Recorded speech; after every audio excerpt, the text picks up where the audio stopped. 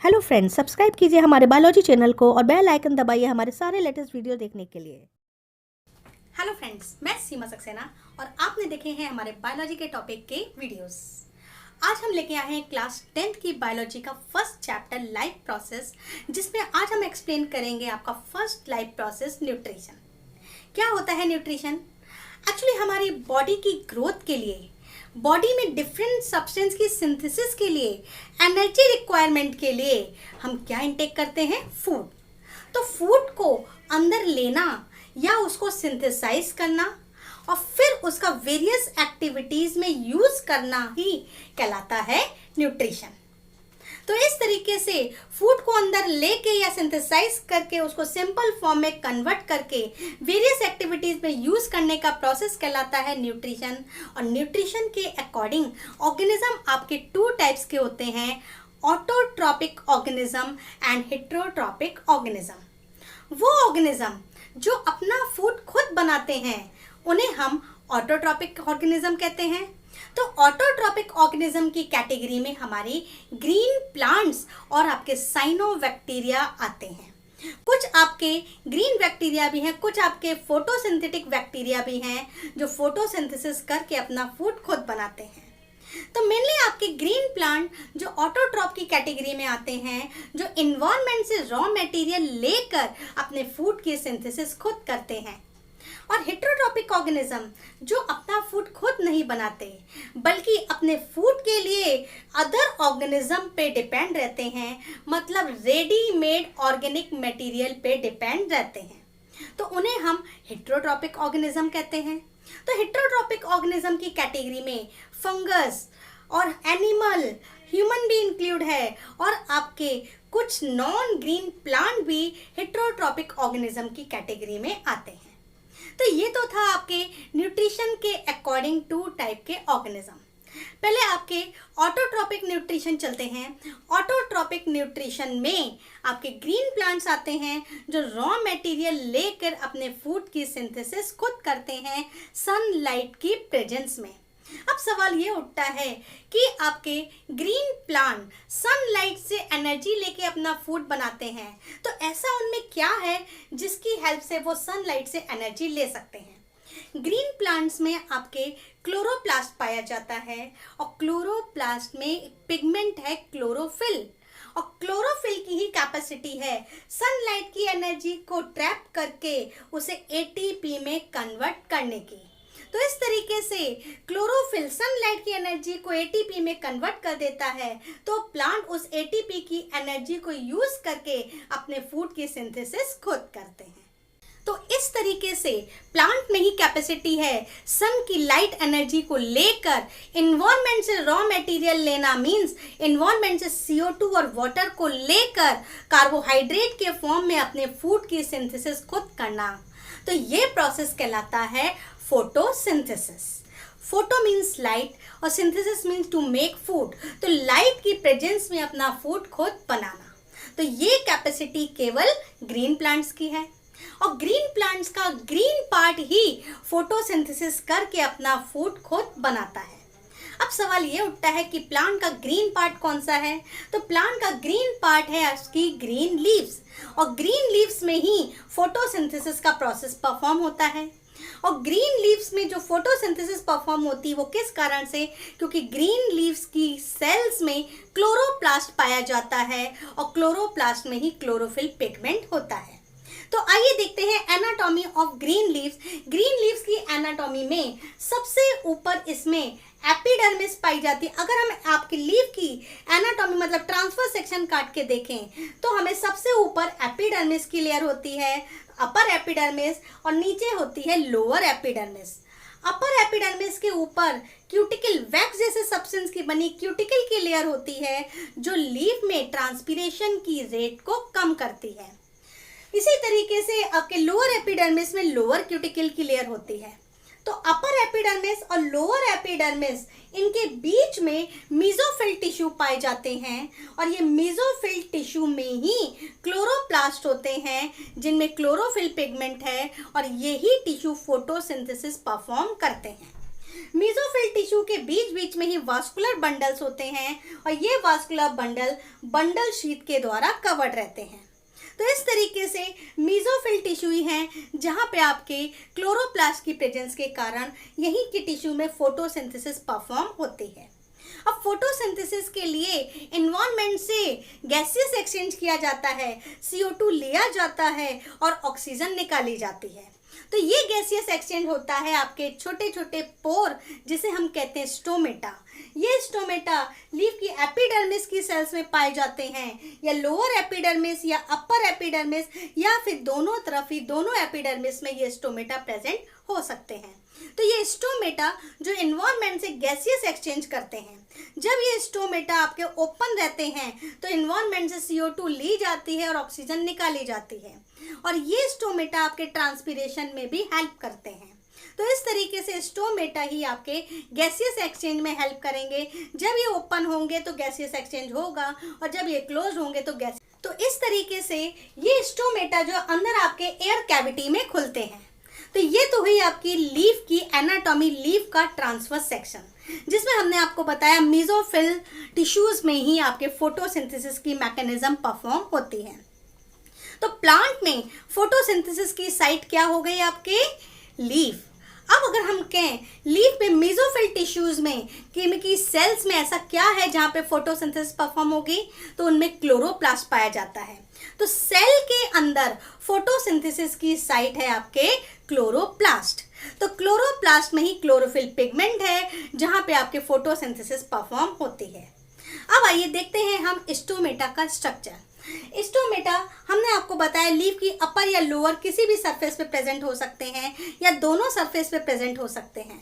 ये स्टोमेटा आपके छोटे से पोर होते हैं जिसे हम स्टोमेटल पोर कहते हैं, और ये पोर दो गार्ड सेल्स के द्वारा कवर्ड रहते हैं। डाइकोट प्लांट में ये गार्ड सेल बीन के शेप की होती हैं, सेम के बीच के आकार की या किडनी के शेप की, और जबकि मोनोकोट प्लांट में ये गार्ड सेल डंबल शेप की होती हैं। तो इस तरीके से डाइकोट में ये बीन के शेप की होती हैं दो गार्ड सेल। हर गार्ड सेल की जो आउटर मेम्ब्रेन है वो थिन होती है और इनर मेम्ब्रेन थिक होती है, और ये गार्ड सेल में क्लोरोप्लास्ट, माइटोकॉन्ड्रिया, वैक्यूल सभी ऑर्गेनेल्स प्रेजेंट होते हैं। गार्ड सेल के चारों ओर एपिडर्मिस की जो अदर सेल्स होती हैं इन्हें हम कहते हैं एक्सेसरी सेल्स या सब्सिडियरी सेल या एपिडर्मल सेल। तो इन एपिडर्मल सेल्स में क्लोरोप्लास्ट नहीं होता। इसके मतलब गार्ड सेल में क्लोरोप्लास्ट के कारण वो फोटोसिंथेसिस परफॉर्म करती हैं, पर एपिडर्मल सेल फोटोसिंथेसिस परफॉर्म नहीं करते। फिर आपके पोर का खुलना और बंद होना गार्ड सेल की टर्जिडिटी पे डिपेंड करेगा। जब गार्ड सेल टर्जिड होंगी तो पोर खुल जाएगा, और जब गार्ड सेल श्रिंक होंगी तो पोर बंद हो जाएगा। तो ये हुआ आपके ओपन आपके स्टोमेटल पोर, और दूसरा हुआ आपके close stomatal pore, open stomata and close stomata. तो इस तरीके से स्टोमेटा की ओपनिंग और क्लोजिंग में कौन हेल्प कर रहा है, गार्ड सेल। तो स्टोमेटा जब ओपन होंगे तो गैसियस एक्सचेंज होगा, और स्टोमेटल क्लोज होंगे तो गैसियस एक्सचेंज नहीं होगा। अब आइए देखते हैं सेल के अंदर फोटोसिंथेसिस की साइट है क्लोरोप्लास्ट। तो क्लोरोप्लास्ट के स्ट्रक्चर में आपके क्लोरोप्लास्ट केवल प्लांट की सेल में ही पाया जाता है, और ये आपके सेल का सबसे बड़ा ऑर्गेनेल है। क्लोरोप्लास्ट के स्ट्रक्चर में ये आपके डबल यूनिट मेम्ब्रेनस स्ट्रक्चर है, दो यूनिट मेम्ब्रेन की बाउंड्री पाई जाती है, जिसके अंदर ऑर्गेनिक और इनऑर्गेनिक सब्सटेंस का बना मैट्रिक्स होता है जिसे हम कहते हैं स्ट्रोमा। स्ट्रोमा के अंदर ही ये आपके यूनिट मेम्ब्रेन के बने कॉइन लाइक स्ट्रक्चर होते हैं जिन्हें हम कहते हैं थाइलाकॉइड। ये थाइलाकॉइड बंच के फॉर्म में पाए जाते हैं, और इस बंच को कहते हैं ग्रेनम। एक को हम ग्रेनम कहते हैं, और क्लोरोप्लास्ट में जितने भी ग्रेना हैं उसे कंबाइंड फॉर्म में कहेंगे ग्रेना। ये ग्रेनम आपस में पतली पतली स्ट्रोमा लैमेली के द्वारा जुड़े रहते हैं। ग्रेनम जो आपके थाइलाकॉइड से मिलके बने हैं, और थाइलाकॉइड में ही पिगमेंट्स पाए जाते हैं, क्लोरोफिल वगैरह पिगमेंट्स। तो क्लोरोफिल पिगमेंट आपके थाइलाकॉइड में ही हैं, तो यहीं पे आपके फोटोसिंथेसिस की लाइट रिएक्शन परफॉर्म होती है। फिर आपके स्ट्रोमा जहाँ पे आपके फोटोसिंथेसिस की डार्क रिएक्शन परफॉर्म होती है। तो ये तो था आपके क्लोरोप्लास्ट का स्ट्रक्चर। जिसे हम साइट ऑफ फोटोसिंथेसिस भी कहते हैं। अब चलते हैं फोटोसिंथेसिस की मैकेनिज्म। सबसे पहली चीज, फोटोसिंथेसिस केवल ग्रीन प्लांट से परफॉर्म करते हैं क्योंकि उन्हीं के पास क्लोरोफिल पिगमेंट प्रेजेंट है। फोटोसिंथेसिस जिसमें आपके ग्रीन प्लांट सनलाइट की प्रेजेंस में इन्वायरमेंट से CO2 लेते हैं और वाटर लेते हैं, और जिसकी रिएक्शन से ये अपने अंदर कार्बोहाइड्रेट की सिंथेसिस करते हैं। तो कार्बोहाइड्रेट जिसमें ये आपके ग्लूकोज की सिंथेसिस करते हैं, तो फोटोसिंथेसिस की रिएक्शन में वाटर और CO2 के मिलने से ग्लूकोज बनता है और इस प्रोसेस में ऑक्सीजन रिलीज होती है। फोटोसिंथेसिस की जो रिएक्शन है वो रेडॉक्स रिएक्शन है। रेडॉक्स रिएक्शन जिसमें रिडक्शन भी होता है और ऑक्सीडेशन भी। इस रिएक्शन में CO2 का रिडक्शन होता है, जिसके रिडक्शन से आपके कार्बोहाइड्रेट बनेगा ग्लूकोज, और CO2 के रिडक्शन के लिए हाइड्रोजन चाहिए, वो उसे मिलेगा वाटर के ऑक्सीडेशन से। तो इस रिएक्शन में वाटर का ऑक्सीडेशन होता है, तो वाटर के ऑक्सीडेशन से हाइड्रोजन निकल के जो CO2 का रिडक्शन करेगा, बचेगी ऑक्सीजन जिसे प्लांट आपके बाहर निकाल देता है। तो ये आपके ऑक्सीजेनिक फोटोसिंथेसिस है, जिसके फलस्वरूप जिसके बाद ऑक्सीजन रिलीज होती है। तो फोटोसिंथेसिस में जो ऑक्सीजन रिलीज होती है, ये ऑक्सीजन वाटर के ऑक्सीडेशन से आती है। तो इस रिएक्शन में CO2 का रिडक्शन होगा और वाटर का ऑक्सीडेशन होगा। तो CO2 के रिडक्शन से ही ग्लूकोज बनता है आपके, और वाटर के ऑक्सीडेशन से ऑक्सीजन रिलीज होती है। तो ये तो थी आपके रेडॉक्स रिएक्शन, फोटोसिंथेसिस की रिएक्शन। फोटोसिंथेसिस की जो मैकेनिज्म है 2 स्टेप में कंप्लीट होती है। एक है लाइट रिएक्शन और दूसरी डार्क रिएक्शन। लाइट रिएक्शन जो क्लोरोप्लास्ट के ग्रेनम में होती है, और लाइट रिएक्शन में आपके 2 प्रोसेस होते हैं। एक होता है फोटोफॉस्फोरिलेशन और दूसरा होता है फोटोलिसिस। फोटोफॉस्फोरिलेशन मतलब, फॉस्फोरिलेशन का मतलब है ATP की सिंथेसिस। ATP की सिंथेसिस को हम कहते हैं फॉस्फोरिलेशन। लाइट की प्रेजेंस में ATP की सिंथेसिस फोटोफॉस्फोरिलेशन कहलाएगी। तो पहला प्रोसेस होता है इसमें फोटोफॉस्फोरिलेशन, जिसमें लाइट एनर्जी को एब्जॉर्ब करके ATP में कन्वर्ट किया जाता है। तो ये हुआ फोटोफॉस्फोरिलेशन। और दूसरा होता है इसमें फोटोलिसिस, लाइट की प्रेजेंस में वाटर की स्प्लिटिंग, वाटर का टूटना। तो लाइट की प्रेजेंस में वाटर आपके हाइड्रोजन और ऑक्सीजन में डिसोसिएट हो जाता है, तो इसे कहते हैं फोटोलिसिस। तो इससे आपके फोटोलिसिस से जो प्रोडक्ट बनता है वो है NADPH2। तो इस तरीके से लाइट रिएक्शन में 2 प्रोडक्ट बनते हैं। फोटोफॉस्फोरिलेशन से बनेगा ATP और फोटोलिसिस से बनेगा NADPH2। इन दोनों को मिला के हम कहते हैं एसिमिलेटरी पावर। और ये दोनों प्रोडक्ट कहाँ बनते हैं? ग्रेनम में, क्योंकि लाइट रिएक्शन कहाँ परफॉर्म होती है? ग्रेनम में। फिर ये दोनों प्रोडक्ट क्लोरोप्लास्ट के स्ट्रोमा में आ जाएंगे, जहाँ पे फोटोसिंथेसिस की डार्क रिएक्शन परफॉर्म होती है। तो डार्क रिएक्शन में CO2 का रिडक्शन होता है, और CO2 के रिडक्शन के लिए एनर्जी देता है ATP और हाइड्रोजन मिलता है NADPH2 से। तो इस तरीके से फोटोसिंथेसिस की डार्क रिएक्शन में CO2 का रिडक्शन होगा, जिसमें आपके लाइट रिएक्शन के प्रोडक्ट यूज किए जाएंगे, और CO2 के रिडक्शन से बनेगा आपके ग्लूकोज के फॉर्म में कार्बोहाइड्रेट। तो ये कार्बोहाइड्रेट कहाँ बन रहा है? क्लोरोप्लास्ट के स्ट्रोमा में। तो इस तरीके से आपके फोटोसिंथेसिस की मैकेनिज्म लाइट रिएक्शन और डार्क रिएक्शन में कंप्लीट होती है। लाइट रिएक्शन क्लोरोप्लास्ट के ग्रेनम में होती है और डार्क रिएक्शन क्लोरोप्लास्ट के स्ट्रोमा में।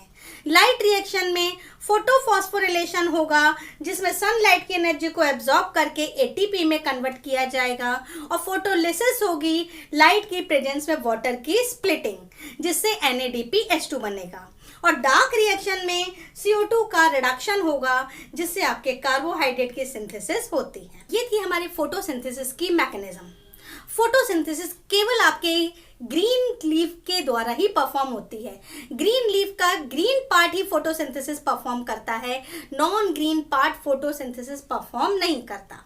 दूसरी चीज, फोटोसिंथेसिस की मैकेनिज्म में ही CO2 एब्जॉर्ब की जाती है और सनलाइट का यूज किया जाता है। तो इस तरीके से ये थी आपकी फोटोसिंथेसिस की मैकेनिज्म। आगे की वीडियोस में हम आपको एनिमल में न्यूट्रिशन पढ़ाएंगे। अगर आपको हमारा वीडियो पसंद आया है तो प्लीज़ इसे लाइक करें और शेयर करें। अगर आपने हमारे चैनल को पहले सब्सक्राइब नहीं किया है तो प्लीज़ इसे सब्सक्राइब भी करें और बेल आइकन जरूर बजाएं, जिससे हमारे आगे की वीडियोस के नोटिफिकेशन तुरंत आप तक